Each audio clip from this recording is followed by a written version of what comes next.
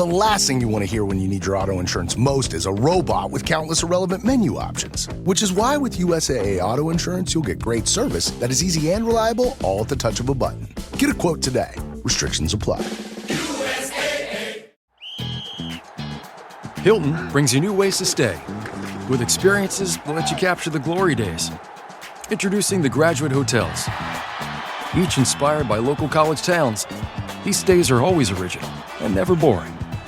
Get in touch with traditions all across the country and enjoy a stay that's a class above the rest. Book at Graduate Hotels with Hilton Honors Points at Hilton.com. It's a win-win. Hilton, for the stay. Ryan Reynolds here from Mint Mobile. I don't know if you knew this, but anyone can get the same premium wireless for $15 a month plan that I've been enjoying. It's not just for celebrities. So do like I did and have one of your assistant's assistants switch you to Mint Mobile today. I'm told it's super easy to do at mintmobile.com/switch. Upfront payment of $45 for 3-month plan, equivalent to $15 per month required. Intro rate first 3 months only, then full price plan options available. Taxes and fees extra. See full terms at mintmobile.com. Fellas, you know Degree Cool Rush deodorant, right? Well, last year they changed the formula, and guys were mad about it. One dude even started a petition. So guess what? Degree heard us, admitted they messed up, and brought the original Cool Rush scent back exactly how it was. And it's in Walmart, Target, and other stores now for under $4. So grab some and remember why its cool, crisp, and fresh scent made it the #1 men's antiperspirant for the last decade. Degree Cool Rush is back, and it smells like victory for all of us. You're listening to... They're going to call it a hard foul. They're going to call it a hard foul.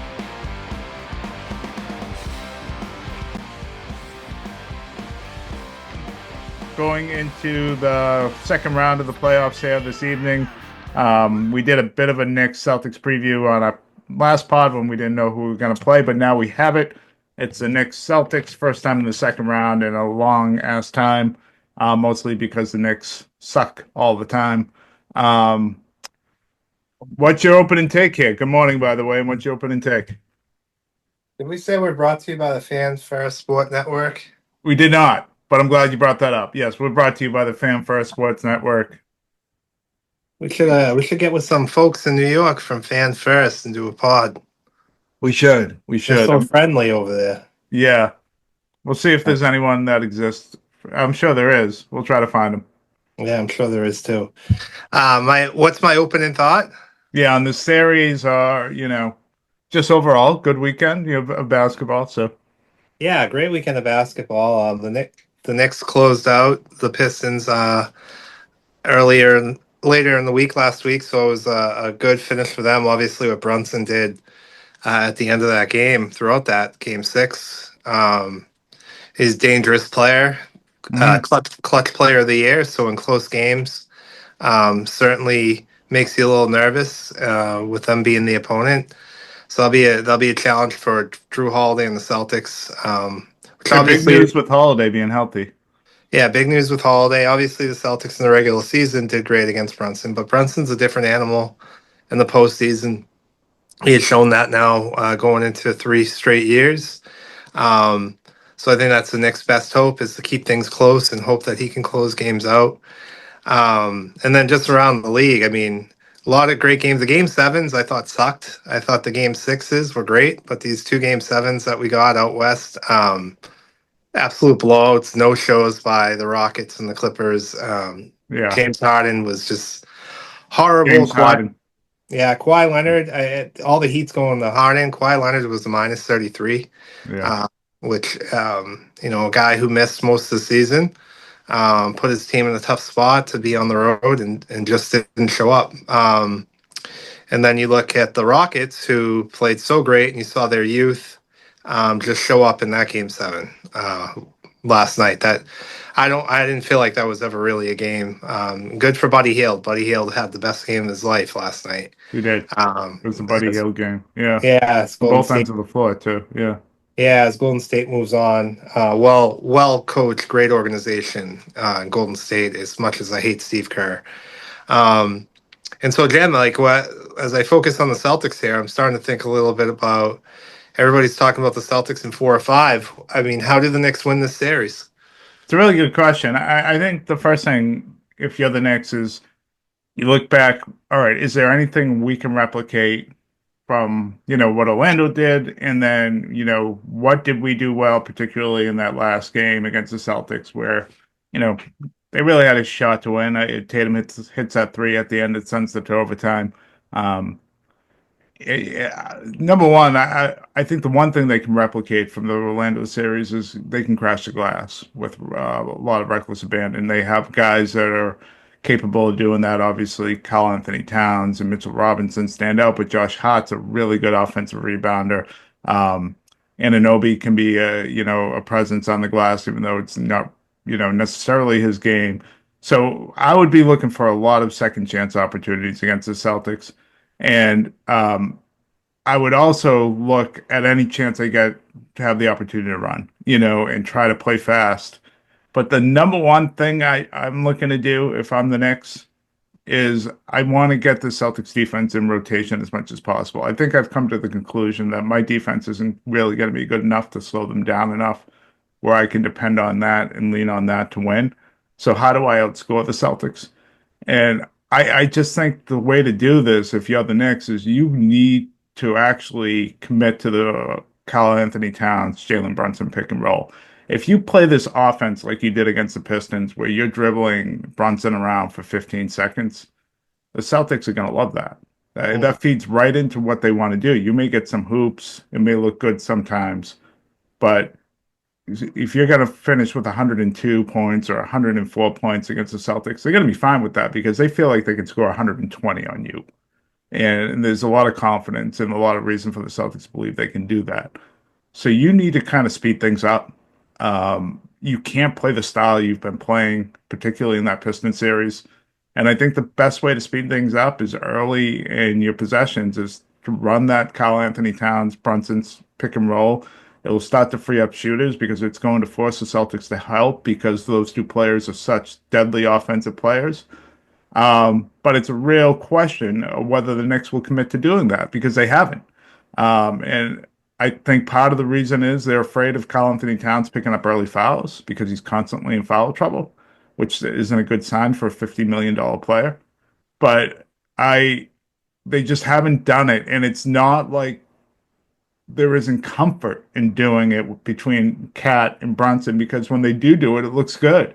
So I think that's what I'm focused on most. So the offensive rebounding, getting out and running, which it really isn't the Knicks style either, and then getting into your actions early, particularly that like Karl Anthony Towns, Brunson pick and roll, and then if there's a last thing, it's just kind of a lineup issue. I would tinker with that Robinson, Karl Anthony Towns double bigs a little bit, but those would be the things I'd be looking to do. I don't know, Mike, if you have anything to add or you think I'm wrong, but those are the things I'd be looking to do if I'm the Knicks. Yeah, I think those are all good points. It's a hard series for the Knicks. They don't match up well. They went all in on these wings with Anunoby and Bridges, and I think this is the time if you're a New York fan that they need to show up. They need to show up big defensively. They both played well in the Pistons series on both ends of the floor. So I know there's a lot of excitement in New York that maybe this is the time they can slow down Tatum, but they haven't been able to slow down Tatum now for 2 seasons, and he's averaging 35 a game or close to that against them this year. Yeah, and 33 it's almost or something. Yeah, Bridges can stay in front of him and has done a good job actually staying in front of him, but Tatum just bodies him up and shoots over the top of him. It's got like this big brother feel to it. When Bridges is on him, he's just not strong enough. And Anunoby plays real physical with Tatum, but can't stay in front of him. So they switch off of that. They've because there's so many weak matchups on the Knicks side that they just switch off of it. The Celtics force them to switch. Yeah. So this may be a series where you got to pick your poison against Boston, and you pick a player that you leave open. And you double Tatum, you test Holiday. I think that's what I would do to see if he's going to hit open threes and really just play off of him, and focus my attention to Tatum and see what Brown's bringing early with that knee, but be ready in the third quarter when his knee feels better. That seems to be the how things work right now. Tatum gets you early, Brown gets you late, and then Tatum takes over in the fourth, but Yeah, the double bigs is something I would be looking at, and maybe even playing Mitchell Robinson on like a Drew Holiday, and just saying, you know what, I'm going to give you the corner three, similar to what the Bucks did with Grant Williams in Game 6. Game 7 that backfired against them in Boston. But sometimes you got to pick your poison, I guess you could say, to figure out how to slow down Tatum. Maybe you start off in the series to say, Bridges, we gave up 5 first-round picks for you. Anunoby, we brought you in. We're going to try to play Tatum one-on-one. But eventually, if Tatum's doing what he's doing against you, I think you have to try things like that, and just hope, somebody like Holiday coming off an injury, his hamstring, that he's not hitting his shots, and force Missoula to be the one to make adjustments. It's going to be a real tough series for the Knicks to win. There's a reason the Celtics are the heavy favorites. And I do think it's really hard to beat the Celtics by outscoring them. I think the way you beat the Celtics, well, obviously you have to outscore them to win, but you don't beat the Celtics in a track meet per se. I think you have to figure out a way to slow them down offensively. And Tibbs, I think, has to throw the kitchen sink at Boston, similar to the way that Eric Spoelstra used to do it with Miami. Yeah. It's not a single look. It's several different sets throughout the game that the Celtics have to adjust to, and tinkering with your lineups game to game. Maybe that's Precious Achua getting a little bit of run here and there. Maybe that's Landry Shamet at home, getting that guy off the bench who could fire in some threes in a home game. But I think, those are the types of things you have to do when you're, in my opinion, a pretty big underdog. They definitely are. And yeah, I don't know. Like, I think defensively it's such a disaster for the Knicks against this team that maybe the double bigs works a little bit better, but just matchup wise, like I know Eric Spoelstra used to go to zones and things like that, but the personnel for the Celtics is so much different now. And going zone against the Celtics this year was, when it happened, it was suicide because you were facing either Porzingis or Tatum out there on the nail, and it just, there's no way to really defend that. And then Unless I just look at the matchups. Unless Porzingis is playing. Yeah, unless he's playing. Yeah. Sure. Yeah. I mean, if the Celtics aren't shooting, if the Celtics are shooting poor, I mean, that's probably the best defensive recipe if the Celtics aren't making shots. Because otherwise, I just look at this. You go one-on-one against Tatum, he's just finding matchups against you. He's finding Karl Anthony Towns, or he's finding Brunson, and he's actually shooting the best against Bridges. Like, Bridges just can't play him one-on-one. The size and the Tatum's ability to get to his spot in space, it doesn't work. That's not a good matchup for Bridges. There's a lot of good matchups for Bridges. That one isn't. So you look at this across the board, what the Knicks can do defensively. I think it's extremely limited, because they've doubled Tatum this year, and that hasn't worked. They've played him one-on-one. That doesn't work. I think you got to try to speed this game up as much as you can, especially on the offensive side, and then control the glass on both ends. Hold the Celtics to one shot. You get multiple looks. Force the Celtics to try to speed up, because that's not the way they want to play against you. They want to get into the half-court set and dominate you. So see if you crash the offensive rebound, maybe get them to speed up a little bit and try to get out on the run. Maybe that causes some errors. But I think the last thing is, when you mentioned Porzingis not going, probably their best hope, because the Celtics have averaged, I think, close to 15 more threes a game against the Knicks this year, which is just an absurd amount. I don't think it will be that high in the playoffs, but they get off a lot more. They just get a lot of great shots against these guys all the time. And so, I don't know. We've seen it before. We've seen it last year in the playoffs, even at times. We've seen it in previous playoffs where the Celtics just go cold. And maybe that's what the Knicks need to happen more than anything else on the defensive end. Because I feel like the Celtics are going to feel like they're let out of prison after playing Orlando and then going to these guys. It's just night and day.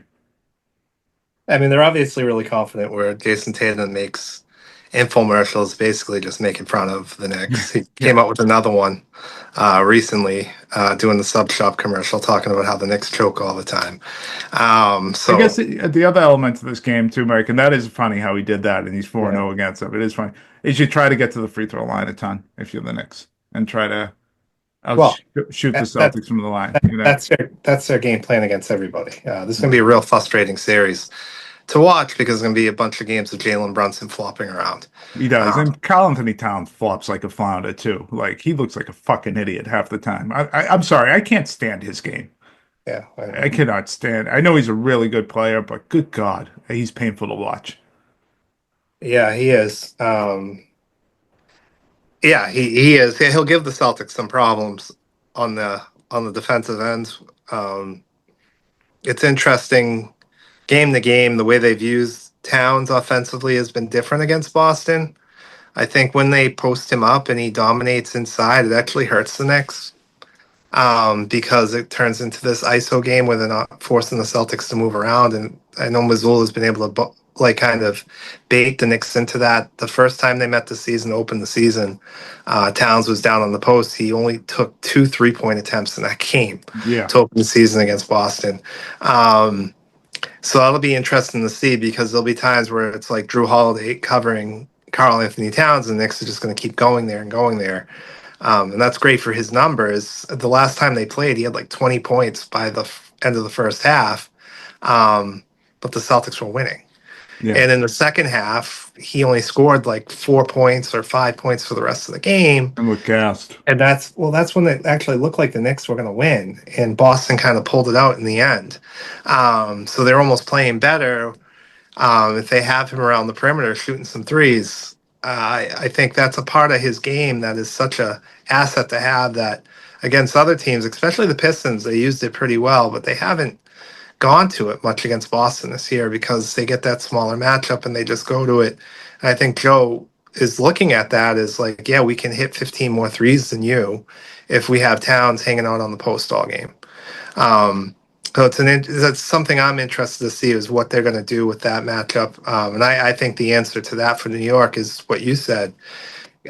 Go with the pick and roll as much as you can with Towns and Brunson because you can get a lot of pick and pop there. And then suddenly you're going to see guys like Anunoby and Bridges wide open for three, even though the Celtics don't really cover Bridges from three this season. They just kind of let him shoot. He's been shooting better lately. He's been shooting better lately, though, so that might not be a good game plan.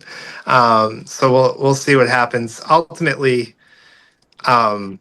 this would be a huge upset, right? So the Celtics don't let that happen. I think game one for the Knicks is kind of means a lot, I would think. For them, yeah. Yeah, I think traditionally against Boston, it's getting them in game two. But we've seen game ones, where the Celtics have struggled. Yeah. Yeah, but you usually can steal a game one and then, going into game three, having your coach complain about the refs ahead of time is probably a good idea if you're New York. No matter what, bitch about the refs as you're going into New York to maybe steal another game by getting the calls. But, those are the kind of shenanigans you got to pull when you're a big-time underdog. And, for me, I don't think any of us thought they were going to be a big-time underdog during the offseason. I think when they made their moves during the offseason, we all kind of looked at it like, they have some wings now that, this could be a 7-game series. Are they a real contender? That's not how I felt. I said that before opening night, Mike, that this Karl Anthony Towns was going to be feasting for Tatum. Yeah. We were going to feast off this fucking guy, and that's happened all season. And it happened before when he was in Minnesota, too. The narrative around the league wasn't that, right? Yeah.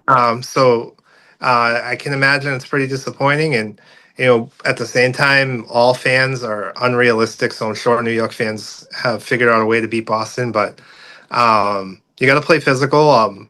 But this would be disappointing if the Celtics don't take care of this series. Oh, of course. This would be, in my mind, like... This would be a big upset.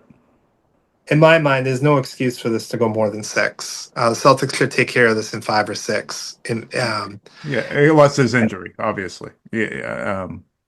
Depending on who the injury's to, yeah. Yeah. but you never know. That's why we roll the balls out, and New York's got a lot of offense, so anything can happen. They do, and that's why I actually, when we had the last pilot, I actually thought the Holiday injury going into the series was significant. I thought he was a guy, maybe more in this series than in others, where you really need him. He did a really, really good job in the overtime and fourth quarter against Brunson in the last win. Um, on Brunson. Obviously he can give you that look against Cat. I think his defense is really big in this series, so it's awesome that there was a clean injury report. Didn't even mention him as questionable or probable. He's just ready to roll. So that's a really big help. Mike, I got this in 5. I think maybe the Knicks win 1 or 2. Win either game 1 or 2 here in Boston, and then I think the Celtics win every other game. To me, it has that feel of a series. I don't think it'll be a sweep. But I think 5, I'd be even surprised if this goes 6. Yeah, I got the Celtics in 6. I think there's always a good chance for the Celtics to have a game stolen early in the series.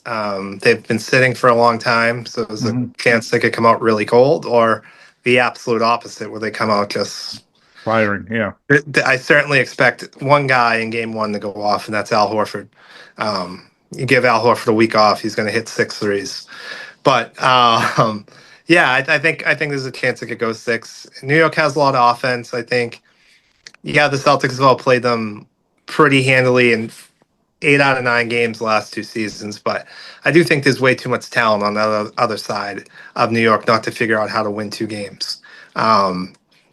So we'll see what happens. I look at maybe a cold shooting night that Boston has, the third quarter like they had against Orlando, and quite frankly, there's been some times in this playoffs that the Celtics give me some pause with their ability to lock in and be focused at certain points. As I look at again that third quarter and the first half of Game 5 against Orlando is 2 examples of a team that has the ability to not be fully invested or fully there or fully locked in when they disrespect their opponent. So, I think maybe factors like that can make this go 6 games. But ultimately, the Celtics are going to the Eastern Conference Finals. That's for sure. And Jim, I'm not 100% certain it's going to be the Cleveland Cavaliers. Can I go back to something you said before we go to that? Is just I didn't pick up on it when you said it earlier in the pod, but you mentioned Tibbs like trying to do different things defensively, offensively. He doesn't. Think that's key for the Knicks to have a coach to do that. But he doesn't. And he just doesn't. And so maybe you don't switch as much defensively. Maybe you fight over screens and you hedge a little bit, with hard hedges or whatever. But he just has never done that. And so it'd be interesting. I don't know if he's ever been this much of a mismatch in a playoff series before going in like it is. With, like you say, a lot of talent. So it's a mismatch. Just because of matchups and things like that, but he still has a lot of talent. So how do you screw around with that and you make it a competitive series? And he hasn't really shown that ability as a coach throughout his coaching career. So we'll see. All right. Yeah, I don't know if you want to add to that, but you're going to touch on last night. Yeah, I mean, even going back to when he was coaching with the Bulls, I think back to that Miami Heat series where there was no adjustments made at all to the fact that, especially on the offensive end in that series, with the way they were covering Derrick Rose, and they were still running just like this gross ISO offense. Anyways,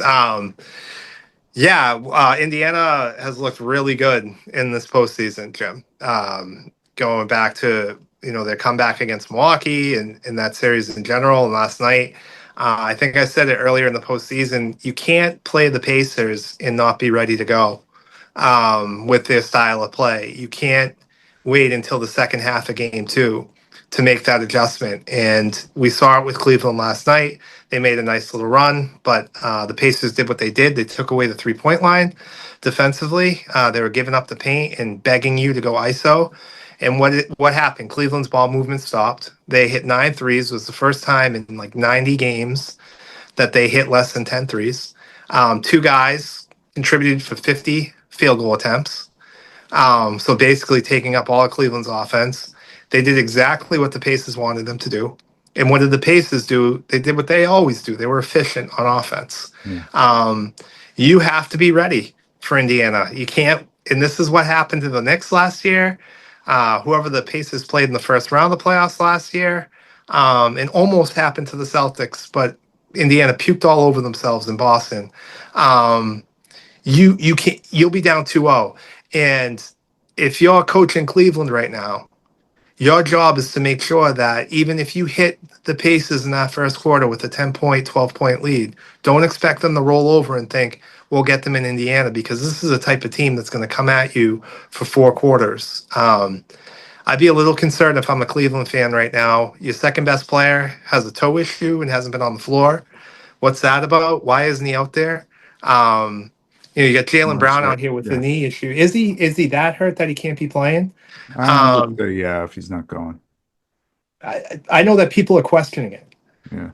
Especially on NBA radio, listening to going in this morning. People around the Cleveland, around the team, are questioning Garland's toughness. So this is a big game too for Cleveland. I think they have to make a statement, because Indiana's the type of team that can get you and actually have an upset. It's not a New York-Boston series where it'd be a complete shock to me. I'm going to give you my take in just a second, but first we're going to take a break for our sponsors. This episode is brought to you by Indeed. When your computer breaks, you don't wait for it to magically start working again. You fix the problem. So why wait to hire the people your company desperately needs? Use Indeed's sponsored jobs to hire top talent fast. And even better, you only pay for results. There's no need to wait. Speed up your hiring with a $75 sponsored job credit at Indeed.com/podcast. Terms and conditions apply. Out here, there's no one way of doing things. No unwritten rules. And no shortage of adventure. Because out here, the only requirement is having fun.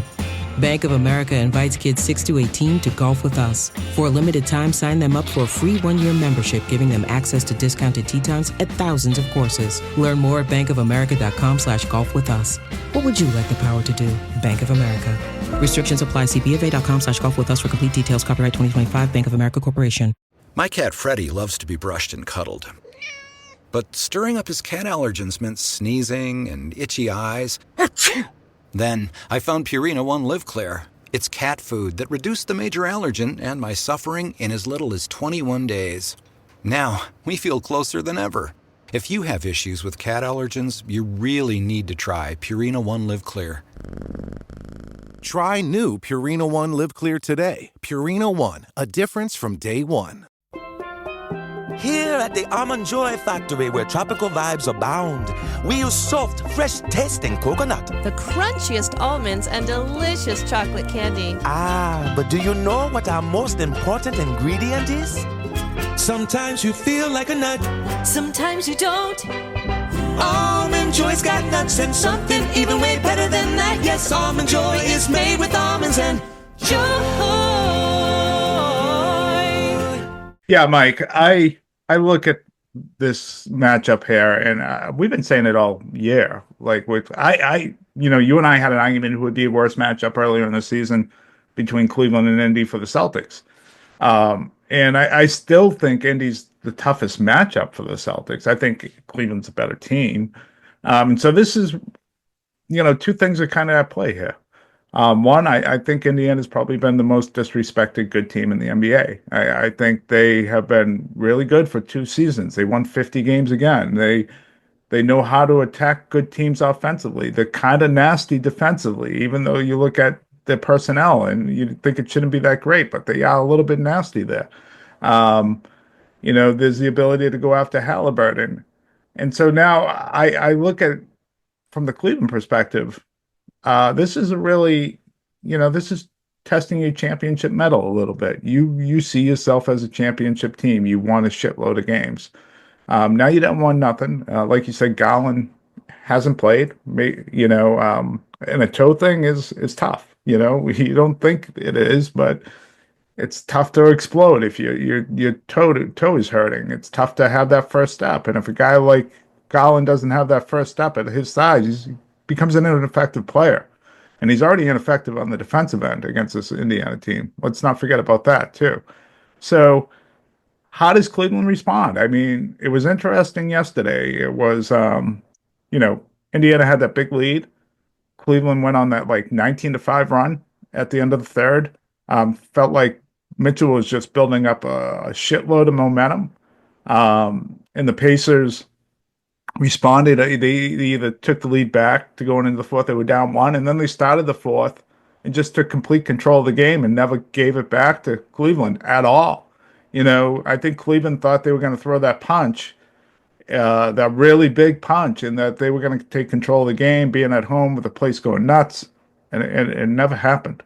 Um, so what do you show in game two? Because I think this is a must win for Cleveland. I think if they don't win game two, they're definitely going back to Cleveland down 3-1. I think it's simple. I think it's ball movement. I think it's slowing the game down and getting back to your driving and cutting and passing and getting the ball movement going and getting another guy shooting threes.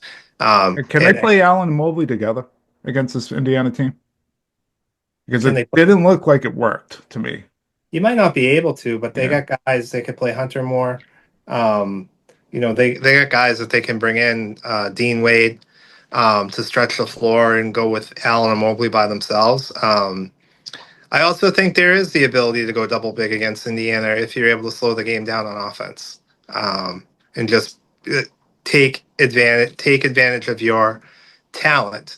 You have better players, and you dictate the pace, and you have to set that tone early in the game. You have to, and you have to take away the 3-point line, defensively. But I think for Cleveland, it's on the offensive end. It's doing a better job with ball movement because it was just ISO basketball, and that's exactly what the Pacers want you to do.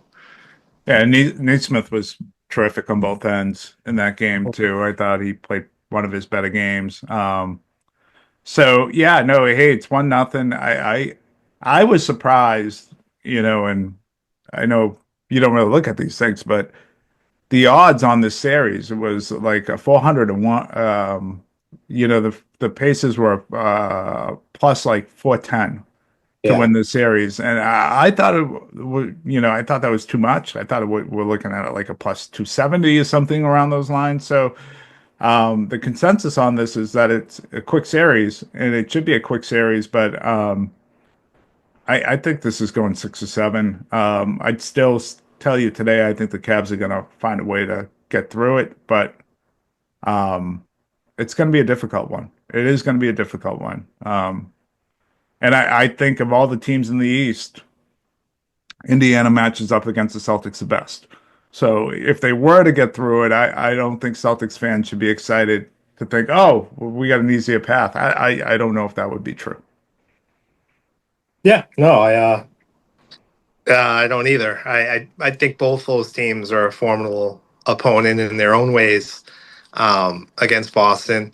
I do think if Indiana beats Cleveland, it is an upset, but I think it's a possible upset based off of the way the Pacers play, how they're coached, and if you're not ready to go, they're ready to go every game, every single game. So Play with a real edge. They play like of all the teams left, they play with as much of an edge as anybody.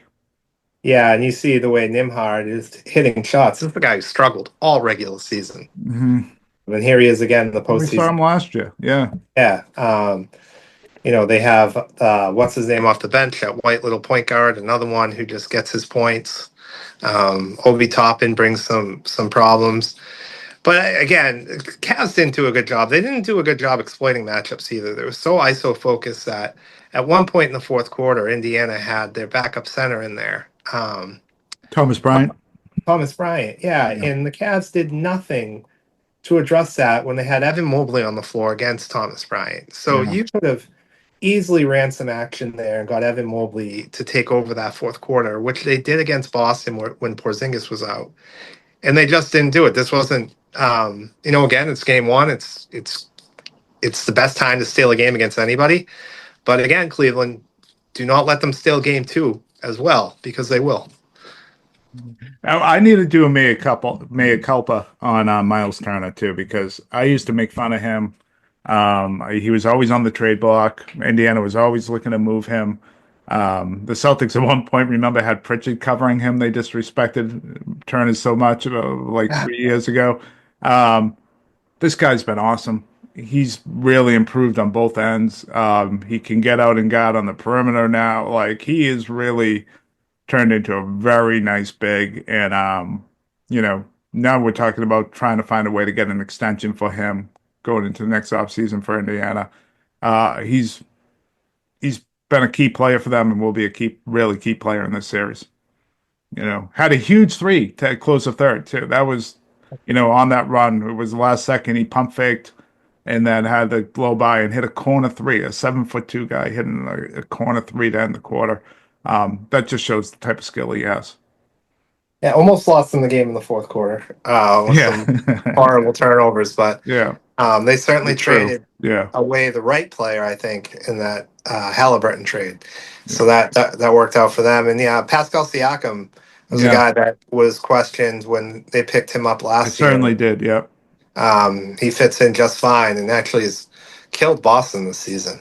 Had a tough game last night from the floor, but he's fitting good. So, they're a good team. Jim, I got to get off the pod soon. Anything out west, that you're looking forward to? Really can't figure out Golden State. Again, they'll be dealing with a lot of size, but they just have that championship medal to them, and they really figure out a way to win. I don't know how to pick that Minnesota Golden State series. I think Minnesota's going to win. I think if you had a team that had any offensive continuity on the other end, that's a 6-game series against. There was that championship toughness or whatever proved through in Game 7, but Houston outplayed them for the majority of the series and just didn't have anything going offensively. I think that's a little bit different in Minnesota, even though Minnesota's been Jekyll and Hyde this year, and hopefully, they continue to play well for their sakes. But I think we're looking at an OKC Minnesota conference finals. All right. Yeah. It'll be interesting. OKC is really good. Not really good. The best on-ball defenders in the league playing OKC. But Denver doesn't play iso ball at all. So I wonder if that's going to work to Denver's advantage at all and if they have a shot in this series on the offensive end. So we'll see. I mean, obviously Jokic is going to have to play out like he did during the championship run for that to happen. But I agree with you. It's probably going to be OKC and Minnesota and OKC going to the finals. So it doesn't really feel like a hard path for OKC right now. So. No, unless Minnesota just continues to play at a high level and improve, and they're more like what they were last year than what they were this year, then that's a different scenario. I mean, Julius Randle, I was shocked at how well he played against the Lakers. He really dominated. And if they get that, then who knows? So Rudy Gobert, too. Rudy Gobert was friggin' awesome in the closeout game. He was the best player on the floor. Mm-hmm. So we'll see. And Luka looked out of shape. Luka looked like a guy I wouldn't give an extension to. I'm going to be honest. I saw that, seeing him out there, he looked worse than he was in the NBA Finals. His defense is so pathetic. Even on the help side, it's so terrible. He's playing 5 against 4 with him on the floor. And then I know we beat up on Dallas, but maybe Dallas was on to something. I would think twice about an extension to that guy right now. I feel like he could blow up like Joel Embiid on you. I don't know. But anyways, the thing with the Dallas thing, the trade was still stupid. It was stupid, I don't think trading Luka was the stupid part. I think trading him then in the return and only working with the Lakers was the incredibly stupid part. So boy, did he look bad. Yeah. All right, Jim. All right. Those Celtics, game 1 tonight, game 2's Wednesday, right? Yep. 1 and 2 both. Hey, 7:00 starts. Good for me. When do they play in New York? Is it Friday or Saturday? I think the first one's Friday. Yeah, I think. But I have to go back and look. So. Yeah. All right. So we could be 4 games in by the end of the week. All right. Sounds good. Perfect. All right. Talk to everyone soon.